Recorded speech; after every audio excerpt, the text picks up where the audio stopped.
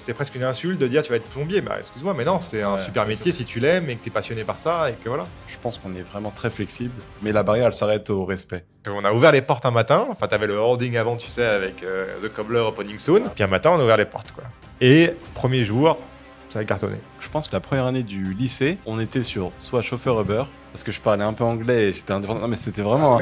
Et le deuxième truc, c'était boulanger, parce que j'avais envie de faire un truc artisanal et indépendant. Et ça me dérangeait pas de travailler vraiment beaucoup.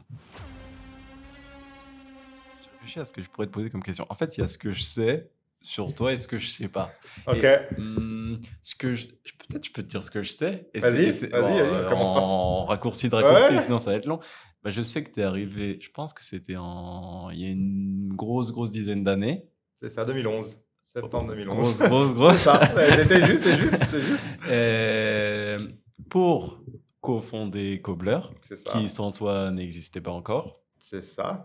Il y avait une idée, cette idée qui était là, et je suis venu pour les accompagner dans cette idée. Qu'avant en France, tu étais au Compagnon du Devoir. Ça. En fait, je suis super biaisé parce que tu es venu en petit déjeuner et je savais déjà beaucoup. Ouais. Et que tu étais à Lyon, à Paris. C'est ça. J'étais à Paris juste avant ma dernière ville du Tour de France, parce qu'on en parlera un peu après. Direct, ok. Non, je veux bien parce que, attends, compagnon pour moi, c'est les métiers de l'artisanat. Exactement. Donc ça peut aller par exemple même charpentier. Charpentier, tu as qu'on appelle deux catégories, les pays et les coteries, comme on les appelle chez nous. Ok. Voilà.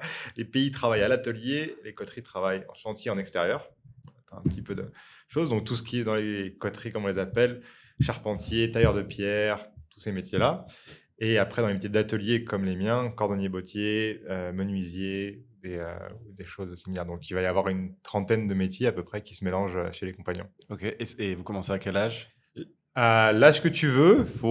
Légalement, c'est à partir de 16 ans, parce que l'apprentissage est autorisé à partir de 16 ans en France. Moi, j'ai commencé à 16 ans, du coup. J'ai commencé à travailler à 15 ans et mon apprentissage à 16 ans.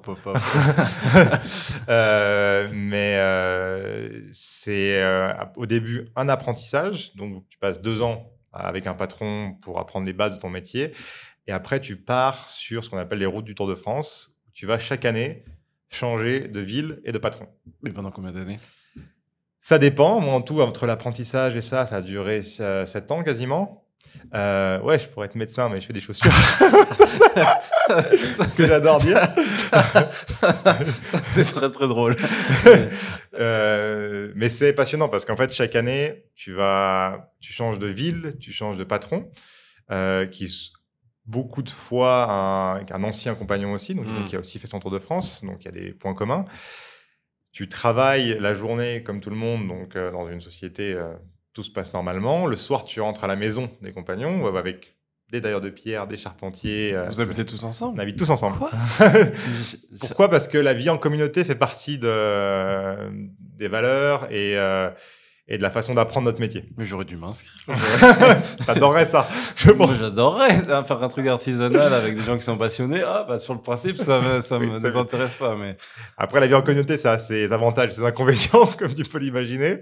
Mais c'est super enrichissant parce qu'en fait, tu rentres le soir, on doit être à l'heure pour le dîner d'ailleurs, on dîne tous ensemble et tu échanges avec quelqu'un qui était sur une rénovation d'une cathédrale, sur quelqu'un qui a fait une cuisine en bois massif sur la journée, travaillée à la main, sur un tailleur de pierre qui refait une pièce incroyable. Donc, tu as des échanges qui sont hyper enrichissants. Et après ça, de 20h à 22h, techniquement, ça déborde aussi régulièrement, tu es à l'atelier. Donc, pour perfectionner ton métier. Mais c'est intense, son histoire. Ouais, c'est assez. les années sont assez. Normalement, tu es jeune, donc tu es en plein, t'es en plein dedans. C'est le meilleur moment pour le faire. Tu as beaucoup de pièces à présenter, donc durant ton année pour te faire évoluer dans ton niveau, pour apprendre de nouvelles techniques. Et voilà, ça dure ça. Ouais. Après, il y a des gens qui le font 3 ans, 5 ans, 7 ans, il y en a qui le font même plus longtemps. Parce qu'ils aiment bien ? Ouais. Ok. C'est difficile de quitter le groupe ? Alors, tu quittes pas vraiment les... C'est une secte ton affaire. Voilà. C'est- Alors, on y arrive. Non, mais- C'est-à-dire que ça va se couper au montage. Non. Non, tu peux le quitter. C'est très facile d'y rentrer, c'est très facile d'en sortir. Ok, Ok. C'est-à-dire que c'est une association loi de 1901, ok. donc à but non lucratif. Donc, au moins, ça met les choses au clair. Ouais. C'est la seule chose que tu payes, c'est ce qu'on appelle une cotisation pour le loyer, en fait, tout simplement, dans la maison dans laquelle tu vis, qui est souvent très avantageux par rapport aux villes dans lesquelles tu vis. Et après, en dehors de ça, tu fais ton choix d'apprendre ce que tu veux et de rester pour le temps que tu veux. Ok, Mais donc en fait, c'est assez libre. c'est assez libre. On t'encourage à le pousser le plus longtemps possible pour que tu sois le meilleur dans ton métier Mhm. et qu'ensuite tu puisses retransmettre aussi. Parce qu'en fait, pour y revenir aux valeurs, une des valeurs principales, c'est la retransmission. Mhm. Si tu retransmets pas, ton métier meurt. Donc si tu ne retransmets pas comme on t'a transmis à Ok, toi ouais. avant, bah après, ton métier et tes techniques vont mourir. Donc c'est dommage. Et j'ai tellement de questions. Je peux en parler des heures. C'est pas grave, hein. On en fera un deuxième plus tard, c'est pas grave. Épisode 2. Et t'as toujours été passionné donc, par l'artisanat ou par ce métier spécifiquement? Ou aucun des deux? J'ai envie de dire aucun des deux. J'ai une mère DRH et j'avais un père directeur logistique. Ah, ça... Donc ils Ah, si, direction logistique et DRH, parce que pour ce que tu fais maintenant. Ouais, c'est ça. Il y a plus. Il y Je a pense plus- vraiment que il y a- c'est vraiment. Je m'en sers plus Ouais, maintenant. ouais, Je m'en sers ouais. plus maintenant et j'échange plus maintenant sur ces sujets-là qu'avant. C'est ouais, plus maintenant. À la base, ils étaient un peu surpris. Ça, c'est sûr que. Ok. Et j'étais pas du tout amené à ça. Et c'est une rencontre de la vie dans mon quartier où j'habitais à Lyon. Je suis allé faire des trous de ceinture chez mon cordonnier Ok, et j'ai trouvé ça cool. Je sais pas pourquoi. ok, ok. Ok. J'ai pas en mode un coup de foudre que ce soit, pas non plus en rajouter.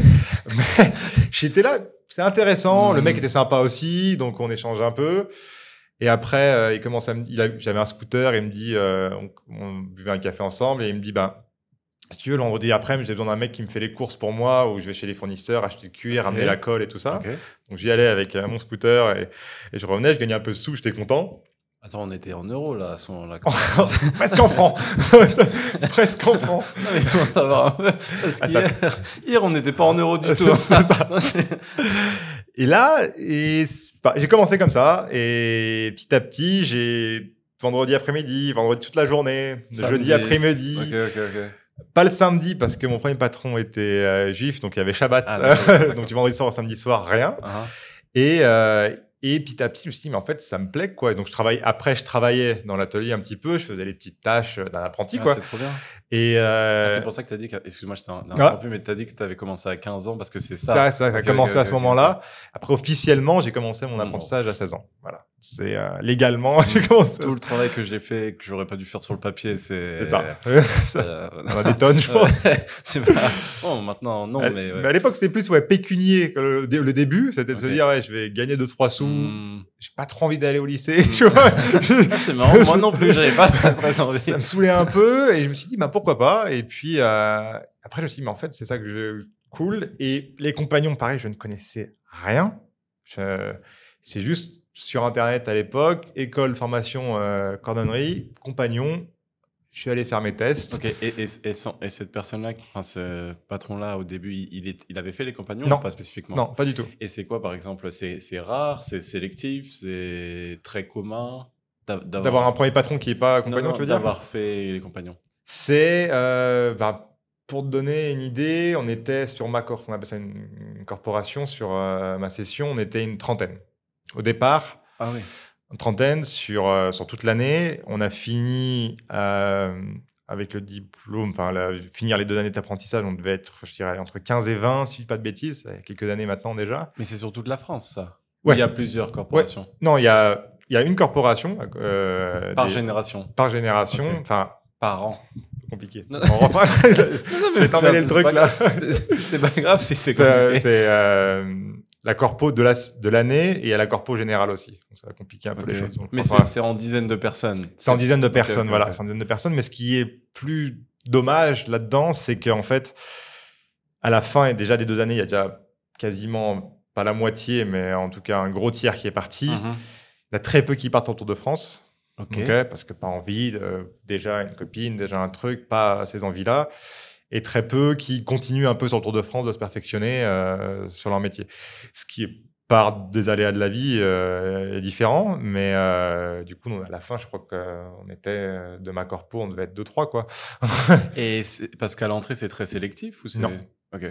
C'est pas, non, c'est une fois de plus, c'est presque tout le monde pourrait y rentrer. Il y a quelques tests basiques, voilà, français et mathématiques de base. Ok. Par contre, tu peux en sortir très vite si tu veux pas Faire le nécessaire. faire le nécessaire pour travailler. Donc, on te demande juste de travailler, de te plier aux règles de la vie en communauté aussi, parce que quand des fois tu es sur des maisons comme Paris, à 200 personnes dans la même maison, il t'a intérêt à ce que tout le monde s'y tienne, sinon c'est vite le bazar, quoi. Mais c'est trop bien. Et donc ça t'a mené à... Enfin, ça s'est passé comment? Je veux dire, t'as changé de patron tout le temps? C'était tout le temps des cordonneries? Alors, c'est cordonnerie, botterie. Donc, ça va être... Il y a 3 métiers dedans. La cordonnerie, comme tu la connais, j'imagine, la réparation. Il y a l'orthopédie, donc les chaussures pour les personnes qui ont des problèmes, potentiellement, du diabète, des amputations, des choses comme ça. Et la botterie, qui est la partie un peu plus luxe, qui va être le sur-mesure.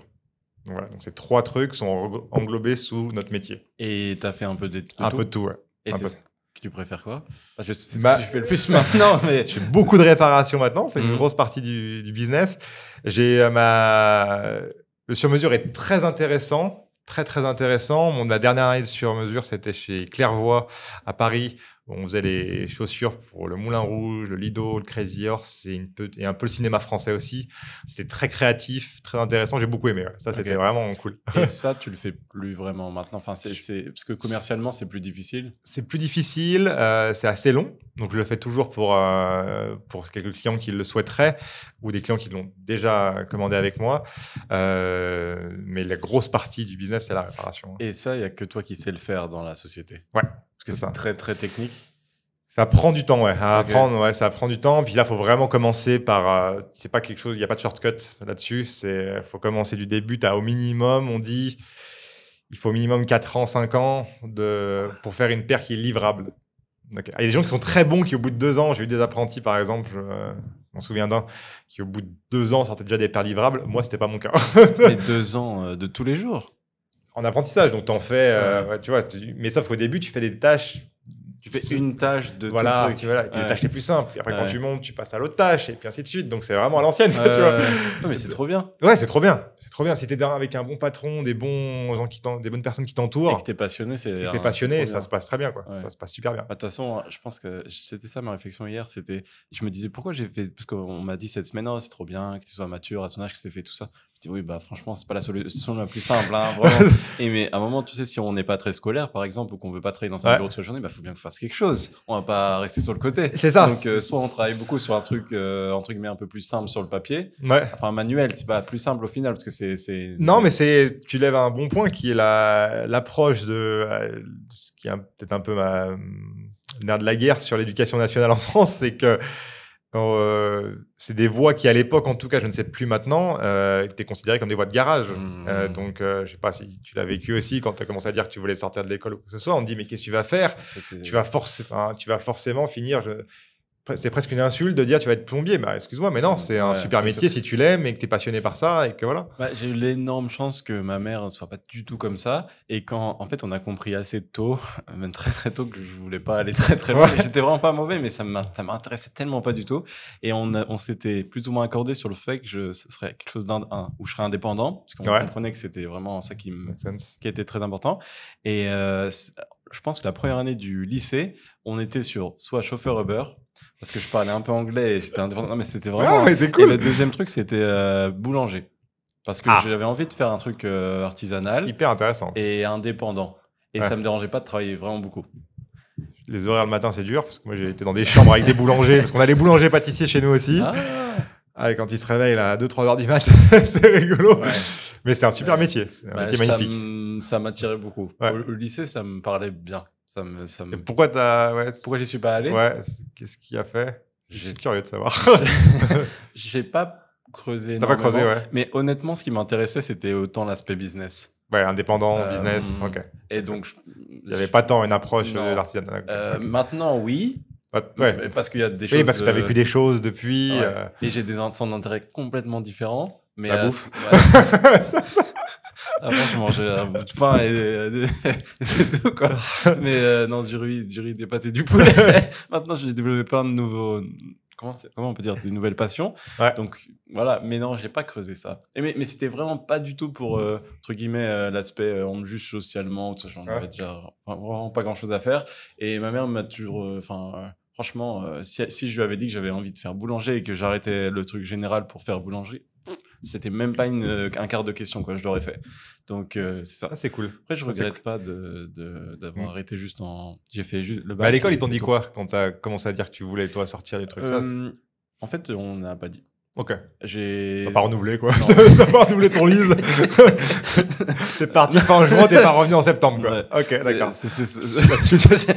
Quand c'était l'heure de choisir, donc l'année d'avant que j'arrête en janvier, c'est ça normalement, janvier-février, ben Ok. on On a a pris rien un rempli. truc, si, on a pris un truc au pif, quoi, Ouais. sur les langues, puis je suis pas allé, puis c'est tout, hein. Ah oui, J'ai goodbye, commencé quoi. Et puis je travaillais déjà de toute façon, donc en fait, Ouais, ça, c'était très très naturel très, cette affaire, hein. smooth, C'était pas, c'était pas, j'ai pas dit allez vous faire foutre un jour au lendemain, enfin vraiment pas du tout, quoi. C'était pas. Et pourtant je crois qu'ils pensaient tous que j'allais aller en prépa ou des trucs comme ça. Mais non, Mais je crois que c'est tous pareil. J'ai ouais. jamais annoncé.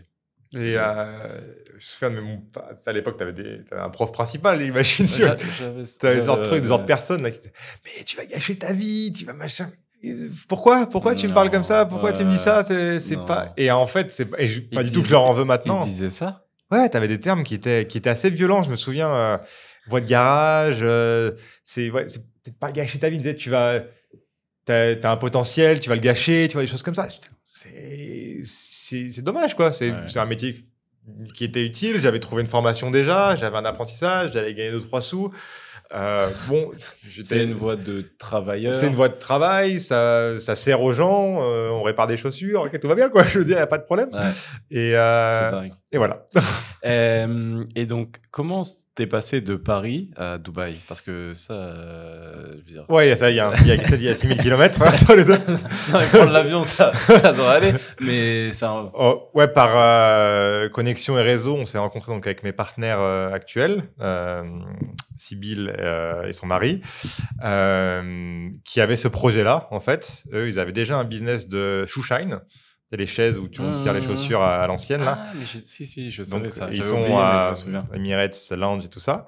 Ils ont un top site sur ce... C'est ça. Et leur est venue l'idée après, par la demande client, d'offrir un service de réparation. Donc, c'est là qu'on est rentré en contact.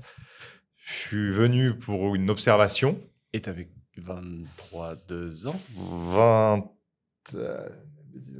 22 ans, tu as raison. 22 ans, tu as raison, ouais. Parce que quand tu m'avais dit la première fois, ça m'avait marqué parce que... On est arrivé au même âge, 21. je crois. Mais ouais, quasiment. Franchement, maintenant, c'est un tout petit peu plus courant. Mais avant, c'était vraiment... moi, ça fait que 4 ans maintenant. Mais j'ai 21 ans, j'étais tout seul. Hein. Enfin, il n'y avait personne. Hein. Il y avait que des 25. Et moi, au début, j'étais avec des gens beaucoup plus âgés. Quoi. Je traînais avec des gens beaucoup plus âgés. Ce qui me dérange pas non plus. Et je pense que ça me dérange pas. Mais non, ça ne m'a pas dérangé. C'était comme ça. Ouais, voilà, pas de choix. Quoi. C'était plus la perception de Dubaï qui était de l'Europe et de la France particulièrement qui était beaucoup plus négative à l'époque, qui n'avait pas la vision qu'elle avait. Encore pire. Parce que maintenant, c'est négatif pour d'autres raisons. Avant, c'était pourquoi? Avant, on va te prendre ton passeport, on va te machin, toi de ce côté un peu les reportages envoyés spécial qui ont été trop regardés. Et moi, je savais pas trop où j'allais mettre les pieds, effectivement. Il y a 14 ans, bientôt 14 ans en septembre, tu disais, ouais. Mais bon, j'étais pas du tout stressé par quoi que ce soit, quoi. Mais c'était plus les gens qui te disaient qu'ils étaient stressés. De toute façon, c'est même comme maintenant, si tu as juste envie de travailler et de créer ta vie. Est-ce qu'une fois en 14 ans, tu t'es senti que tu pouvais pas faire quelque chose? Non. Ça m'est jamais arrivé, moi. Tu peux faire tout ce que tu veux, tout ce que tu veux, tant que c'est dans les règles. Ouais, mais il y a quoi qui est pas dans les règles que tu avais déjà eu envie de faire? Non, je crois que le cadre, il est correct. Il faut avoir envie de faire des trucs bizarres. Enfin, la manifestation, les trucs comme ça, moi, j'ai jamais envie de faire ça, de toute façon. Donc, non, j'en ai pas fait beaucoup non plus en France. Donc, je pense dans ton métier, je crois que c'est pas le truc. On n'avait pas trop le temps, en fait. On n'avait pas trop le temps. Donc, tu bossais de la journée, tu rentrais, tu mangeais, tu allais à l'atelier, t'avais pas trop le temps d'aller manif. Mais désolé, vas-y, je t'envoie dans plein de trucs qui m'intéressent. Mais... Ouais. Et donc, ça, c'était en 2011. Et t'es allé. Donc, des personnes non techniques qui avaient une idée de projet et qui voulaient investir cherchaient une personne technique pour prendre les opérations du projet. C'est ça. C'est marrant, ça me rappelle une situation qui est en train de se passer. Ouais. Bah oui. C'est quoi? Bah moi. Oui, ah oui. C'est vrai. Ton projet. T'as le droit d'en parler ou pas? C'est pas très important. Je préfère parler de toi. On pourra en parler une autre fois, mais voilà. Ça marche. Non, c'est pas très important. Ouais, on a déjà tellement de trucs à se dire. Ouais, c'est marrant. C'est vrai. Non, mais quand c'est la même chose. C'est la même chose. Si, c'est la même chose. Je sais pas si on a tiré autant le gros lot que toi, mais non, je pense que la personne qu'on a, elle est top. Donc, il a déjà 12 ans d'expérience en Italie, dans différentes maisons. Donc, je pense que c'est cool. Après, c'est plus l'adaptation au marché, au pays, surtout de ses origines. Va falloir que l'accompagne d'être un peu plus, on a déjà parlé, mais... j'ai déjà, entre guillemets, préparé le terrain. Ouais, pour qu'il soit bien. Et que, voilà. Moi, je sais que Sybille et son mari avaient tout fait pour que je sois bien aussi. Et après, je me suis débrouillé pour me faire mon réseau et rencontrer les personnes, mais c'est important au début de se sentir quand même... moi, j'ai arrivé au hasard. Première semaine, j'étais... Je crois que c'était à Dera, dans un hôtel, mais un hôtel. Est-ce que je te prends, il y a un très bon hôtel là-bas, vraiment pas mal. Les premières nuits à Dera aussi, quand même, c'est vrai. C'est vrai qu'on a dû passer dans le même hôtel. Mais franchement, regarde, tu vois la ville qui est en long. Ouais. Si tu connais personne, comment tu sais où aller? Où il faut aller? Impossible. Au début, tu disais Dera, c'est à côté de l'aéroport, super. Ça, sur le principe, c'est pas très cher, super. Ça va. Et en fait, tu peux pas savoir. Non. C'est impossible parce que nous, en Europe, c'est globalement un cercle. Et puis, si tu tapes au milieu, c'est cher. Et puis après, un peu moins, ça va. Puis après, il y a la gare. Donc, c'est toujours à peu près le même concept. Je suis d'accord. Là, c'est pareil. Moi, j'avais pris le premier hôtel. C'était pas terrible du tout non plus, quoi. Non, franchement. Faudrait que je retrouve le nom. Mais c'est pareil. Après, je retrouve d'abord mon booking qui doit quelque part. Je vais le faire tout à l'heure. Ça va être marrant. Et après, j'avais fait une semaine là-bas à Dera, une semaine à JLT. Je me suis dit, c'est à l'autre bout, on va essayer de taper un peu de tous les côtés pour voir. Et après, j'ai arrêté. Après, je suis allé à Business Bay. Ouais. Et après, à JVC. Pendant un an. Ouais. Je raconte ma vie, mais après, là. Juste là. Où je t'ai montré. Moi, j'ai fait Dera, donc on est d'accord là-bas. Après, notre première boutique, elle était à DIFC, qu'on imagine là-bas derrière, là. Là-bas. Le DIFC, ouais, il est là-bas, t'as raison, on va aller tourner Emirates Tower. Je sais pas s'ils voient les... Ouais, les gens, si vous voyez. Sinon, on vous mettra une carte ou je sais pas quoi. Des millions de... Non, mais... Ils en bas des Emirates Tower. Pas de moi, il y a mais je me moque pas. Et vous avez... Quand vous êtes arrivé, enfin, quand t'es arrivé... Il y avait le premier magasin qui allait ouvrir ou il y avait une grande période d'adaptation? Non, il allait ouvrir. On avait défini le projet, les machines. En fait, je faisais tout ce qui était machines techniques à distance, parce que j'étais encore en poste à Paris. Ok. Donc, et trouver les machines à droite à gauche, parce que c'est assez compliqué dans notre métier. Préparer le stock, parce qu'il fallait quand même préparer le stock en matière, tout ça. Et puis après, on est arrivé. On a dû ouvrir 3 semaines après que je sois arrivé. Donc le fit out en fait de l'établissement de la boutique était fini quasiment. C'est pas la même boutique que maintenant. Que DIFC? Si, c'est la même. Ok, c'est la première. C'est la première. Okay. C'est la première. On a fait 2-3 rénovations, on a changé 2-3 trucs, mais ça fait pas vieillot. Non, mais on a changé. Avant, il y avait une table de billard au milieu. Mais ça prenait beaucoup de place. C'était joli, mais ça prenait beaucoup de place. C'était un peu la signature avant. Et après, on a reçu le stock, rangé le stock, parce qu'il n'y avait que Sybille et moi, et aussi son mari qui nous aidait un peu. T'avais pas encore de salariés? Non. Pour éviter de se mettre des charges. Des charges tout de suite, puis on ne savait pas. Je veux dire, c'est qu'on a ouvert un matin. T'ouvres un matin boutique au DIFC, et puis qu'est-ce qui va se passer? Moi, avec mon tablier, Sybille à côté. Et ils n'avaient pas encore un grand réseau pour faire un truc de lancement avec 100 personnes ou comme ça? Non, son mari, avec son mari qui lui travaillait en banque d'affaires au DIFC, il avait déjà son réseau, il en avait déjà parlé, mais on n'était pas sur Instagram, on n'était pas sur Facebook. C'est à l'ancienne, quoi, tu vois. Toujours pas trop sur Instagram. C'est pas faux. C'est pas faux. Pas fou, quoi. Ça pourrait être beaucoup mieux. T'es un petit pic, c'est gratuit, c'est bien. Ça, t'as raison. Mais là, en plus, vraiment, et c'était vraiment à l'ancienne, quoi. On a ouvert les portes un matin. Enfin, t'avais le hoarding avant, tu sais, avec The Cobbler Opening Soon. Qui va arriver. Là. Puis un matin, on a ouvert les portes, quoi. Et premier jour, ça a cartonné. Pas cartonné, c'était... T'as eu genre 10 personnes plus, on a vendu on a fait les deux. Donc c'était ce qu'on fait dans nos boutiques, c'est du prêt-à-porter, de la vente de prêt-à-porter sous notre marque et de la réparation. Donc c'était et du sur-mesure. Et dès le début, tu as vu prêt-à-porter? Dès le début, Je savais prêt-à-porter. pas. Ouais, dès le début, ouais. Mais ça veut dire que vous avez quand même pris un risque sur le local. Le sur stock. Le stock, ouf. Le stock, les machines, le stock pour les matières. Donc, oui, le risque était quand même conséquent. C'était probablement beaucoup moins cher à l'époque à DFC, les loyers. Comme partout à Dubaï. Ouais, c'était. Mais c'était à l'époque, en plus, ça allait encore, mais c'était vraiment the place to be un peu dans le retail aussi, avec Dubai Mall forcément. Mais c'était sans être dans le loyer de Dubai Mall.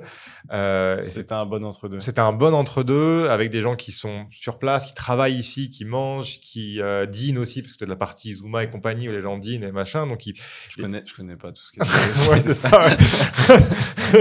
Ils ont tous ton nom et ton prénom. Comment tu sais? On est déjà allé. Non, mais j'imagine. C'est très bien. C'est très bien. C'est pas grave. C'était Puis à l'époque du Ramadan, par exemple, c'était le seul endroit qui était ouvert, où les restaurants étaient ouverts pendant le Ramadan, derrière des rideaux.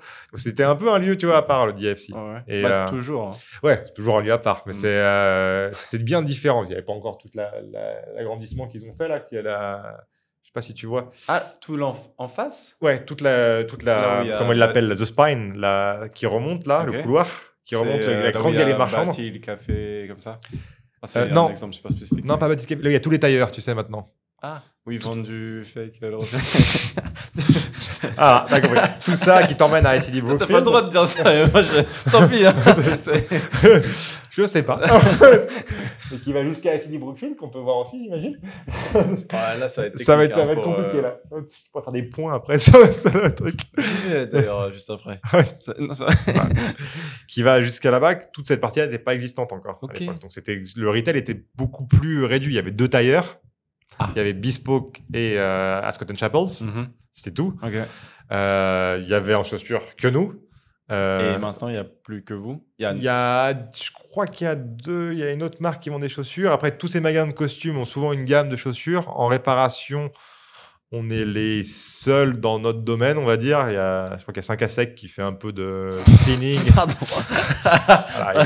Voilà, c'est un autre service. Tous mes respects. Tu sais que c'est un peu random cette anecdote, mais ils sont en Géorgie aussi. Ils sont dans des pays de fous. Hein. Non, je suis sûr. Ils sont arrivés ici du jour au lendemain. C'est vrai que c'était assez. Mais ouais, je les ai déjà vus en Géorgie, peut-être même au Kazakhstan. Enfin, je te jure, c'est. Un pays random.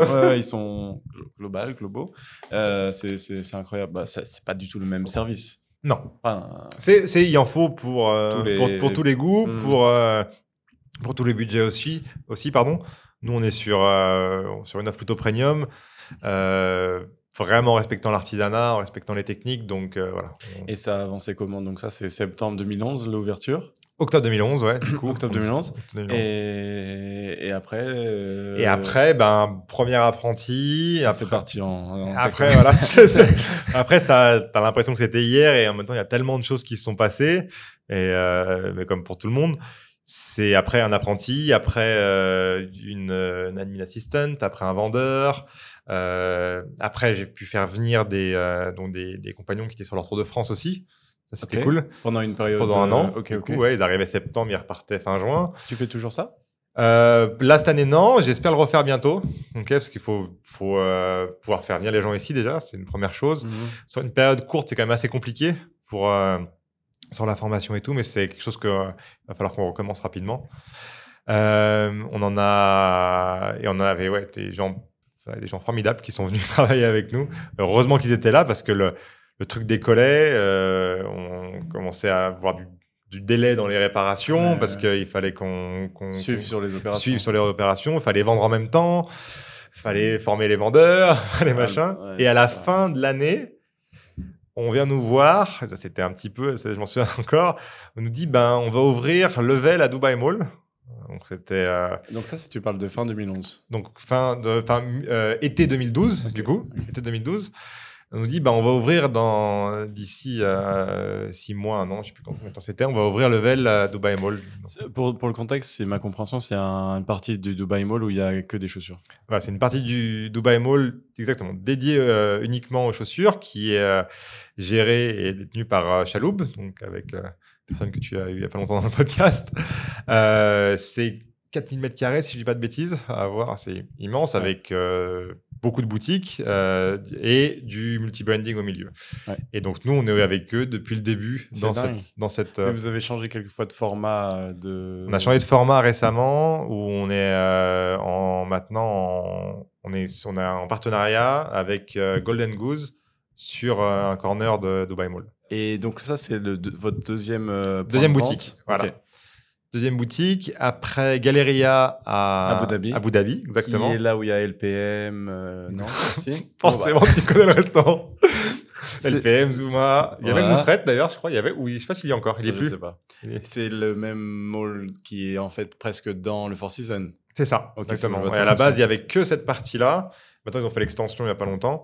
Et nous, on est là-bas aussi depuis le début et ils ont fêté leurs 10 ans l'année dernière. Donc, ça passe aussi très vite. Et ça, c'était votre troisième?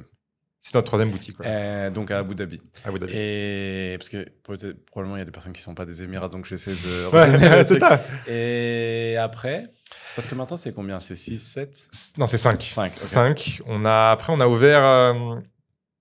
périodiquement, temporairement, pardon, une boutique à Robinson qui est à Festival City là-bas, vous ne le verrez pas.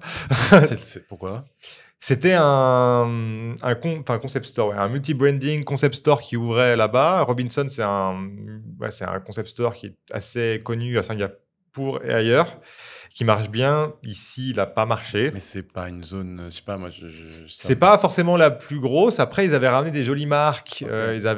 Il y avait quelque chose qui était fait autour de ce projet-là pour justement ramener du monde. Et ça n'a pas trop pris. Ça n'a pas forcément pris. Ça n'a pas pris. Ça a fermé. Nous, on a quitté au bout de 2 ans. Je crois savoir que vous aviez eu à Design District. Juste là, on n'est pas loin. Qui est juste là. Ouais, et la boutique donnait sur ce côté-là en plus. J'ai jamais eu l'occasion d'y aller à celle-ci. Elle était très belle. Elle était très belle parce qu'en plus, on avait la lumière du jour. Donc, c'était ce qui est rare dans les boutiques ici. Très bien, par contre, ça n'a pas forcément fité avec notre clientèle parce que c'est que des bureaux. Ouais. Est-ce que pour vous, quand ça n'a pas marché, vous l'avez encaissé comment, par exemple? Est-ce que c'était vraiment un grand échec ou vous avez dit ok, ça peut faire partie du process et on sait qu'en retail physique, parfois on va tester des zones et ça va pas fonctionner. C'est ça, puis on apprend à chaque fois en fait. On apprend à chaque fois, à chaque boutique qu'on a ouvert ou fermé ou pour des raisons X ou Y, tu as appris quelque chose quoi. On n'est pas un gros groupe, on n'a pas un backing énorme derrière. Tu peux pas passer 3 ans sur une zone qui marche pas et dire peut-être elle va décoller dans 10 ans parce que machin, on n'est pas sur des. Il y a des marques qui peuvent se le permettre. Un truc dans 2 ans. Dans 2 ans, je veux déjà avoir lieu. C'est sûr que c'est bien parce que tu peux sécuriser ton lieu, ton loyer, payer moins cher et déjà avoir une base de clientèle. Exactement, mais ça coûte quand même beaucoup d'argent en général et c'est assez sur des boîtes comme nous, c'est compliqué. J'imagine. Par exemple, quand tu lances une boutique, est-ce que vous attendez à ce que ça soit rentable année 1 ou année 2, 3? Faut mieux. Okay. Non, mais je sais pas si peut-être que c'est. Je connais tellement pas le physique pour l'instant que va falloir que je lui mette. Que je sais pas ce qui est attendu, tu vois. Je sais pas, un restaurant, je crois que c'est potentiellement normal s'ils sont juste break-even la première année ou s'il y a des industries différentes. Ou c'est des après, ça dépend ce que tu comptes dedans, quoi. Si tu comptes ton capex, pas ton capex. Quelles sont tes variables? Après, le but, c'est quand même que tu puisses payer ton loyer, tes gars. Surtout qu'ici, pour le contexte, ceux qui ne l'ont pas, en business, on ne fait pas de prêt, quoi. Soit tu payes, soit tu sors. Si tu n'ouvres pas un jour, tu prends une amende. Donc, si tu n'as pas de vendeur pour X raison, tu as intérêt à ouvrir quand même. Donc, il n'y a pas d'aide plus que ça. Après, c'est un pays qui va très bien, qui va très vite, donc c'est aussi l'avantage. Mais au final, il y a plus de liberté dans l'absolu. C'est ça. Mais si t'es planté quelque part, tu vas en assumer les conséquences. Quoi. Alors qu'en France, je pense que tu mets longtemps avant de les assumer ou tu les assumes potentiellement jamais. Donc, c'est différent, je crois. Je crois que c'est différent. Jamais fait. Au final, c'est ça qui est marrant, c'est que j'ai jamais fait de business dans mon pays. Moi, un petit peu, mais pas énorme. Mais en service, 0. J'ai jamais fait. Ouais. Je faisais autre chose. E-commerce, quoi. Donc, je sais pas trop comment ça fonctionne. Tant que tu payes tes impôts et ta TVA, c'est bon. Je crois que c'est ça. Mais voilà, je préférais faire ici, du coup. Et ça a mis combien de temps? Est-ce que vous en ayez 5, du coup, actifs? 5 actifs, on a les 5 active, à un moment, on y était avant le Covid. Ok. On était avant le Covid. Le Covid, on va pas se mentir, nous a fait très mal. Une fois de plus, parce qu'on n'est pas un gros groupe avec des fonds énormes. Donc c'était une période très compliquée. Ici, ça a fermé combien de temps? Dubai Mall a fermé du jour au lendemain.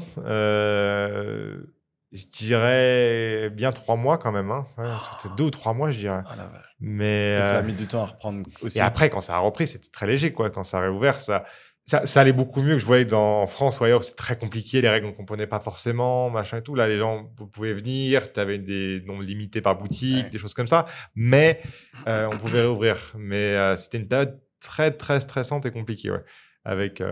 On avait réussi à garder l'atelier ouvert et de pouvoir faire du pick-up and delivery, de la livraison, qui nous a permis de garder un petit peu de revenus. Heureusement. Désolé, Morgane, je te coupe, mais est-ce que tu peux parler de combien t'as de personnes et du coup l'organisation entre les 5 boutiques et l'atelier? Et je pense que c'est bien de donner des ordres d'idée de nombre de personnes qui sont là. Là, on est aux alentours, voire même exactement 90, je crois, dans la société. À l'atelier, donc on a trois ateliers qui sont collés en fait dans la zone industrielle là-bas. Là-bas, voilà. Ça représente à peu près 600 mètres carrés où il va y avoir vraiment 2 ateliers dédiés à la réparation, la restauration et un atelier, tout ce qui est stockage, client services pour les coups de téléphone et tout le retail aussi, tout le stock du retail. Là, ça représente à peu près 50 personnes. Okay. Donc 35 artisans à peu près et le reste du staff support, client, contrôle qualité, supervision, entretien. Tu connais encore tout le monde? Ouais. Okay. J'y vais tous les jours, donc j'y vais tous les jours. Même le week-end? Je peux y passer, ouais. Quand il y a des problèmes. Quand c'est un peu le rush. Quand c'est un peu le rush, quand il y a des problèmes aussi de pluie ou des choses comme ça, parce qu'on est sur une zone, comme tu le sais, où c'est un peu compliqué, donc j'ai toujours un peu peur. J'essaie de déconnecter quand même, parce que c'est important. Ouais. Mais, et l'atelier, tu l'as eu combien d'années après, ou combien de temps après le début? Parce que j'imagine qu'au début, vous faisiez tout sur place. Exactement, tu as tout à fait raison. Avant, les boutiques, c'était vraiment comme en France, l'atelier qui est un peu caché, mais visible à l'arrière-boutique. Ça, on l'a tenu quasiment 3 ans du coup, avec Dubai Mall et DIFC. Et après, ça marchait plus, quoi. Après, ça marchait plus. Après, on débordait de boîtes de chaussures dans les ateliers. Parce qu'il y avait le stock aussi. Le stock, non, on le mettait ailleurs, mais une chaussure, une fois qu'elle est réparée, il faut la stocker quand même. Parce que la personne, elle peut venir d'une minute à l'autre, quoi, pour la récupérer. Elle peut venir maintenant, le jour 1, ou dans 3 mois. Semaines. Donc, on a des clients. Ici, j'imagine qu'il y en a qui ne sont pas spécifiquement pressés. Pas pressés. Là, il n'y a pas plus tard que la semaine dernière, un client qui est revenu après 2 ans. Bon. Tu l'as bien stocké comme il faut, c'est bien, tu vois. Vous n'avez pas de... C'est compliqué, ouais. Sur du service, c'est compliqué. Ouais. On bosse sur des articles qui sont assez précieux, assez luxueux. Donc, on ne peut pas dire, on l'a mis à la poubelle parce que ce n'est pas dans nos conditions de stockage. C'est comme nous, tu sais. Ça arrive, maintenant on a un peu plus de recul. Il y a des personnes qui ont un projet qui ont mis en pause ou je sais pas quoi. On a eu 0 nouvelle depuis. Non, depuis. non, vraiment pas. Depuis. Parce que tu vas voir ce que je veux dire, c'est pas concerné.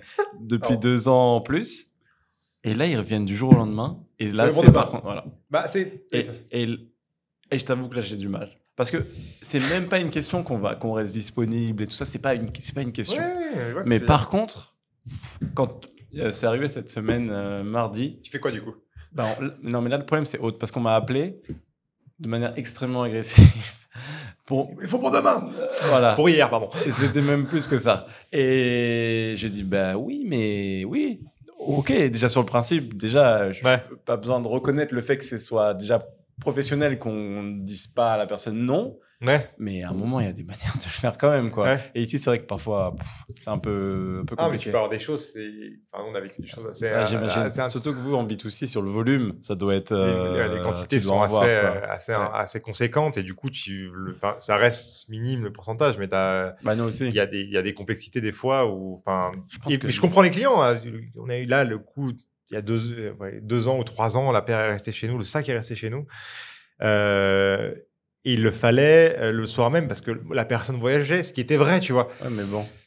Et il faut quand même qu'ils comprennent un peu le contexte à un moment. Et alors, t'essaies de remettre les choses, disons. Mais je pense qu'en B2C, c'est plus compliqué. En B2B, au moins, tu peux dire, on est tous les deux entrepreneurs. On se comprend. Probablement, ils devraient en tout cas. Le B2C, c'est le retail, en service, c'est quelque chose qui est, surtout dans cette région, qui est très, très intense sur la demande client, mais qui est hyper intéressant parce qu'en fait, blague à part, c'est sans faire le mec qui voit le beau partout, quoi, mais tu te remets vraiment, du coup, forcément dans la question permanente. Parce que tes clients, peut-être que toi aussi, du coup, tu l'as vécu, ils vont vraiment à chaque fois te demander plus, différemment, mieux.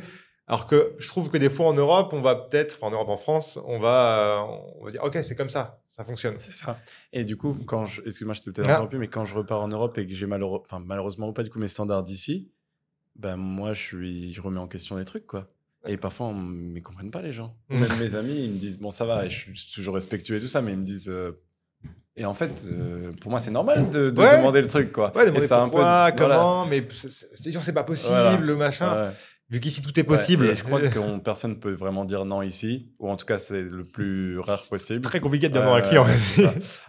Après, moi, la façon dont je l'aborde, c'est, franchement, je pense qu'on est vraiment très flexible, mais la barrière, elle s'arrête au respect. Parce que c'est pareil pour nous, et c'est pareil dans la loi ici. Donc, c'est ce qui est bien. Ouais. Mais...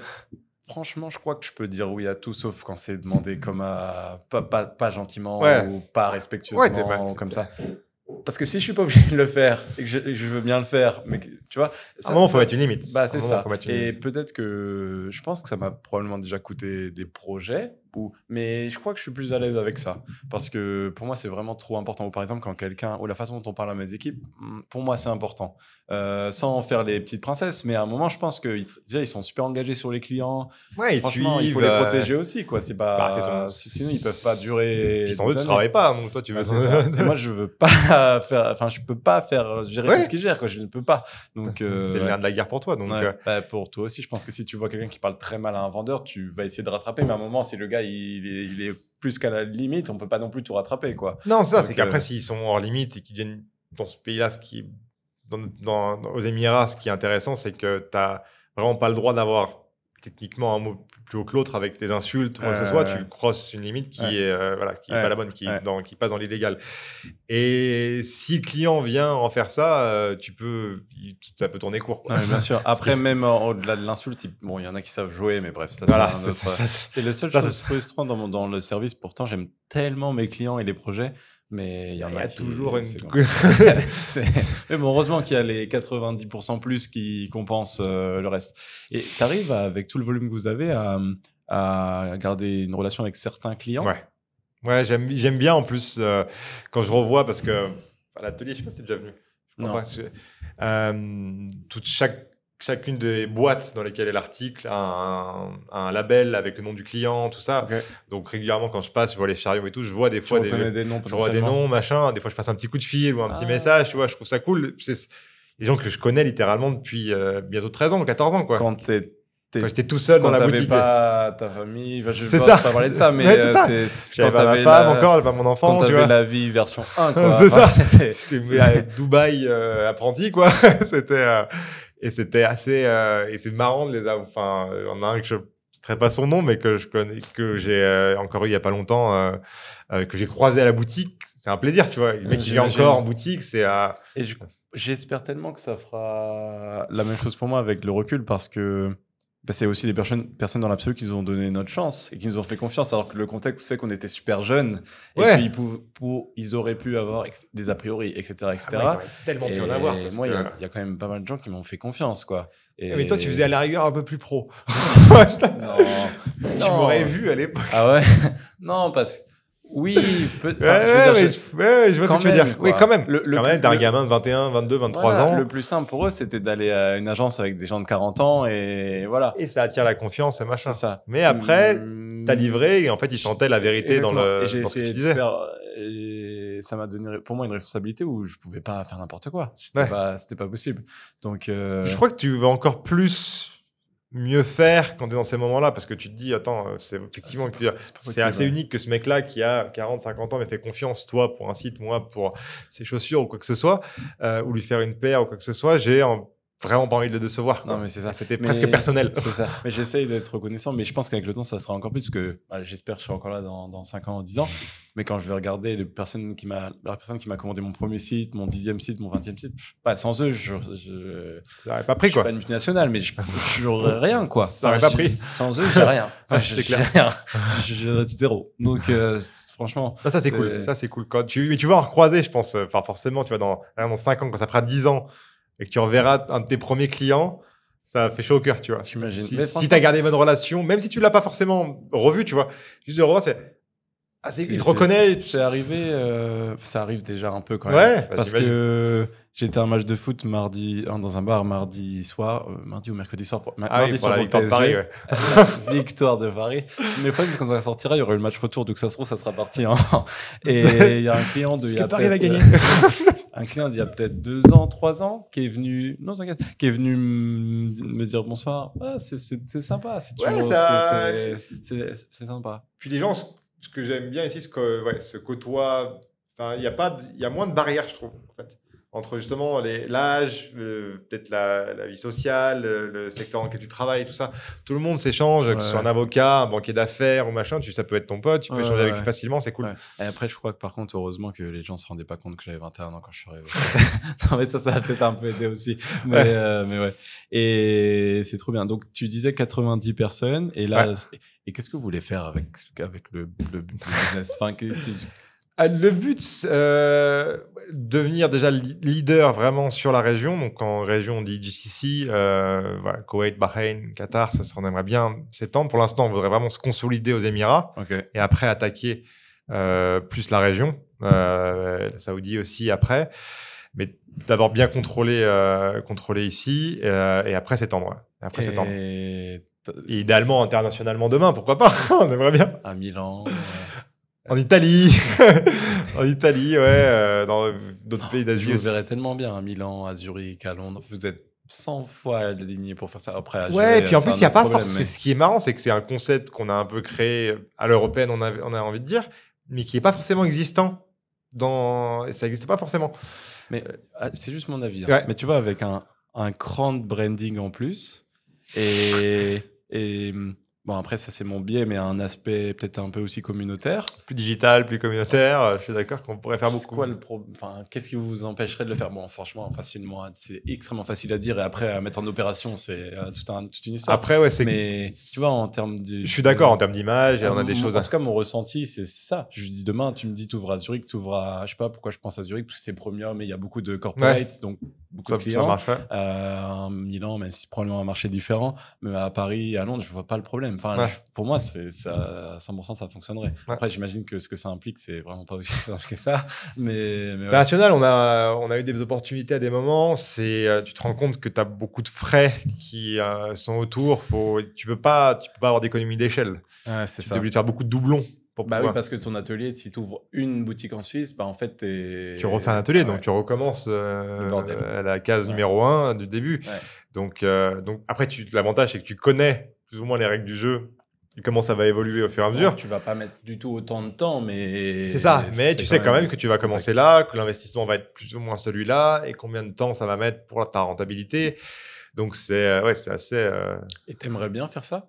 Par exemple, demain, c'est quoi, par exemple, ce qui t'exciterait le plus entre Cobbler dans 10 pays? Ou alors, est-ce que pour toi, tu es déjà très content de ce que vous avez fait? Non, j'aimerais bien être le leader. Enfin, on aimerait bien être le leader sur la région, vraiment. C'est quand même un gros marché avec d'autres pays intéressants. Et c'est déjà, même s'ils sont à côté, je pense que c'est déjà hyper challenging et c'est différent. Donc, ça serait déjà hyper intéressant. Une fois que ça, c'est fait, basculer sur d'autres choses où je pense que on voit, même aux États-Unis, il y a des choses qui s'ouvrent un peu similaires à ce qu'ils ont fait à Level, ici, des choses comme ça. Et il n'y a pas le même concept encore, tu vois. Leur vision de l'artisanat, c'est pas... J'en vois pas des balles perdues gratuites, mais c'est... Je sais pas, je sais pas. Et là, je te le dis comme ça, tu vois, mais je sais pas, effectivement. Non, parce que quand je vois dans ce que je connais un petit peu plus... T'as déjà vu un tailleur aux États-Unis qui t'a fait un wow effect sur Insta ou quelque chose comme ça? C'est très petit. T'as Chiffonelli qui va aller chez... comment il s'appelle j'ai oublié le revendeur. à New York, là. Mais c'est des Européens qui sont aux États-Unis. c'est possiblement. Ah, tu vois, après, je veux pas cracher dessus, c'est un énorme pays, tout ça, mais tu vois, moi, ça me pas. En tout cas, c'est pas moi, c'est pas ce pays que j'aurais eu mais en tu vois, c'est tête, marrant parce que la dernière fois, j'ai suivi un compte Insta de gens qui faisaient genre de la réparation en Californie. Et genre, enfin, tout le monde d'ailleurs, hyper bien brandé, un petit peu concept store, tu vois, et tout machin, mais hyper clean. Et après, ils price assez. je crois qu'ils n'ont pas le choix d'ailleurs. Entre les loyers et les salaires et les machins, ils n'ont pas le choix. Et a priori, ils sont à 200 000 followers, tu vois, ils ont créé une communauté autour de leur truc en faisant de la réparation. Et intéressant, je te montrerai d'ailleurs. Ça peut être trop cool. Ok. Et ça, tu as envie de le faire. Enfin, tu as envie de le faire, je veux dire. Envie de développer, ouais. Okay. Alors, en fait, c'est. En plus, vu le pays dans lequel on vit, il faut pas. Si t'es à l'arrêt, t'as l'impression que t'es mort, quoi. Ouais, que tu recules. C'est ça, t'as envie toujours de faire d'autres choses. Il y a tellement de choses qui se font en même temps. Mais philosophiquement, ce qui te parle là-dedans, c'est par exemple. Je sais pas, c'est ok, mais d'avoir plus d'argent pour ta famille, ou alors c'est vraiment le challenge quotidien, ou c'est un peu de tout. C'est très personnel. Hein, ouais, non, mais le premier truc, c'est assez passionnant, je trouve, de former des gens. Alors, il y a des pour et des contre là-dedans, mais c'est toujours. Comment on dit? Putain, j'ai oublié le nom. C'est valorise. Fulfilling. Ouais, c'est fulfilling. Ouais. C'est nul en anglicisme, mais je crois que c'est moche de parler comme ça. Mais ça fait du bien. Accomplissant. Ouais. Non, je crois pas que ce soit ça. Putain, merde. J'ai pas fait beaucoup les études, hein, désolé. Pareil, hein, arrêtez l'école assez tôt. Hein. Non, mais c'est... Putain de merde. C'est pas grave, je crois qu'on comprend l'idée. C'est pas... Ouais. C'est plaisant d'avoir des gens qui apprennent quelque chose, qui ont appris quelque chose avec toi, qui après arrivent d'eux-mêmes et qui même après partent aussi et vont ailleurs, mais qui se servent de ta compétence, et de ta patte que tu leur as... Ouais, et que surtout chez moi, quand ils partent chez des belles marques après de luxe, ça fait plaisir, quoi. Et par exemple, créer l'école Cobbler, c'est pas ça, jamais... Si, c'est un truc qui est dans un coin de notre tête. Il y a même un bout d'Excel qui traîne autour de ça. Qui traîne autour de ça.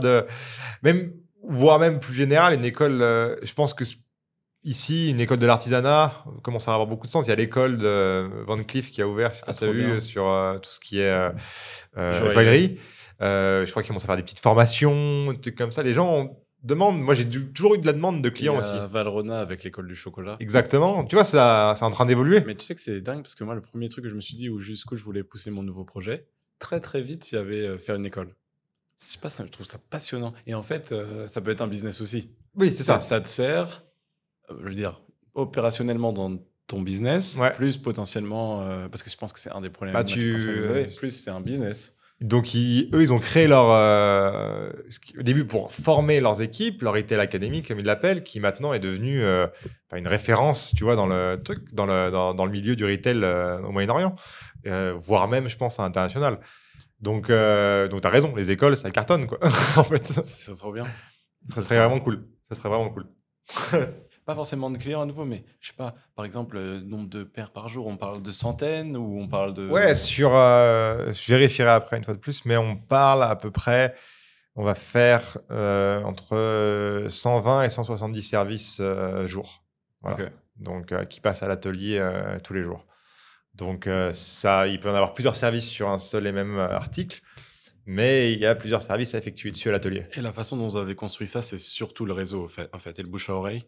Ouais, presque exclusivement. Comme tu as pu le voir, c'était votre présence. C'est pas des balles perdues, j'en vois. Parce que mais ouais, c'est quasiment uniquement ça. Ouais. Quasiment uniquement ça. C'est dingue. J'aimerais tellement que pour le nouveau projet, ça soit ça. Je pense que, pour être honnête, tu auras ton côté communautaire et tes points forts sur le digital, qu'on n'a peut-être pas, on n'a pas autant, mais le plus fort reste ça, pour moi. C'est-à-dire que si de toute façon tu fais surtout un service qui est différent par rapport à tout ce qui est présent, forcément les gens vont en parler, forcément les gens vont se référencer. J'aimerais vraiment beaucoup, parce que j'ai pas du tout honte de dire ça, mais je crois que tu le sais, mais mon service disons digital, j'aime bien, mais je m'y suis un peu retrouvé dedans, tu vois, enfin pas passivement parce que j'ai fait, mais mais j'en rêve pas la nuit. Ouais. Bon, je pense qu'on a un très bon rapport qualité-prix, des très bonnes refs, etc. Donc, j'ai pas C'est- honte de mon service, etc. Ouais. Mais c'est pas ce dont je rêve la nuit. Alors que là, le nouveau projet qu'on lance, je n'arrive pas à dormir à cause de ce truc. Et du coup, j'aimerais vraiment bien, tu vois, plusieurs fois dans ma vie, j'ai la chance de faire des expériences sympas. Et tu vois, il y a un restaurant, d'ailleurs, Gâteau Pardo à DFC. Ouais. C'est un nouvel italien. Et la manageuse, 2 fois, elle m'a fait une lettre écrite en me disant en français, alors Ouais. qu'elle est italienne. Cher Paul, merci beaucoup pour votre énergie, Et elle m'a mis des gâteaux italiens que j'aime bien, parce qu'elle avait trouvé une façon subtile de savoir que j'allais bien aimer ça. Ok. La semaine d'après, elle n'avait pas eu le temps vraiment de me parler. Pour s'excuser de ne pas être venue me dire bonjour, elle m'a fait la même chose. Avec Cool. les autres gâteaux, pour pas que ce soit le même truc. Mais je me dis, mais c'est n'importe quoi. Enfin, tu vois, le niveau de service est dingue. Et du coup, je me dis, eh ben, qu'est-ce que je fais maintenant? Dès que j'ai des amis ou trucs, on va là-bas. Enfin, Mais demain, elle part c'est le problème. sur les restaurants ou sur le restaurant. Ça, c'est le. C'est un peu le problème, mais ils ont créé un univers de service où ils Ok. sont un peu tous dans le même état d'esprit. Ok, cool. Et du coup, Ça, c'est bien. j'ai le WhatsApp d'autres. Par exemple, Ok. là, pour une réservation, je suis pas sur Seven Rooms ou je sais pas quoi. Ouais. J'envoie, bam. Et donc, ils ont créé un univers, tu sais, avec des petites attentions Ouais. Qui change. qui changent tout. Et du coup, j'ai vraiment envie de faire ça. Tu vois, pour moi, le truc manuscrit, bon, toi, tu peux faire ça sans plus commande par rapport, mais je trouve ça fou. Tu sais, avoir un petit courrier, un petit truc qui te remercie spécifiquement ou quoi, je trouve ça fantastique. Ah, mais même quand tu te fais livrer quoi que ce soit, tu te fais livrer à manger ici, il y a, tu dis on l'a tous déjà fait. T'as ceux qui te livrent la bouffe dans le sac classique, ceux qui te livrent avec un petit mot, même si c'est un Starbucks, whatever, tu vois, t'as un petit mot. Ça te fait il y a un Mais biais bien cognitif sûr. quand même qui te fait que tu t'en souviens. Ouais, et bien machin. sûr. Alors, quand t'es à ce niveau-là, Non, mais j'imagine. là, c'est Ouais. n'importe quoi. C'est Enfin, autre chose, c'est lunaire. C'est dingue. Et franchement, je suis très sensible à ces trucs-là. Et je me Mais dis tout le que- monde l'est, je pense. Ouais. Moi, je me fais un peu avoir comme un truc. Mais, Après, il y a des meilleurs et des moins bons Non, clients, mais mais bien je sûr. pense que tout le monde est attentif à mais ça. même, je raconte ma vie, mais je pense, je trouve ça. Mais c'est très Même, bien. tu sais, au Saint-Régis. Oui, à ta maison. Ouais. Je vais là-bas, c'est n'importe quoi. Mais les gens, le staff, comment ils me traitent, c'est n'importe quoi. Et du coup, les événements corporate qu'on fait, bien sûr, je les fais là-bas. Dès que j'ai un rendez-vous, je le fais là-bas. Mais bien sûr que ce que je leur rapporte en chiffre d'affaires, c'est un micro. Et que moi, plus, après, qu'on allait faire de petits déj là-bas, je suis allé bosser aussi des fois parce qu'en fait, je connaissais pas le lieu, Non, mais bien c'était un sûr. cadre sympa et qu'après, j'ai dit à des potes qui voulaient faire des Ouais, rendez-vous. forcément. Allez là-bas, la vue est sympa, les gens sont plutôt cool. Voilà. Voilà. Aussi simple que ça. Et t'imagines, ça, c'est une personne, c'est Ouais. toi. Mais l'effet T'imagines boule de neige l'impact de que ça, peut c'est avoir. énorme. Ouais. Mais après, je fais, entre guillemets, je fais l'étonner, mais c'est pas. Mais c'est vrai que même sur mon business de site, c'est ça. C'est déjà ça. Tu l'as, ouais, pour nous, que ça a été pour. Bah ouais, Les gens. tu l'as fait à une cliente qui m'a déjà recommandé, qui a eu un deuxième projet.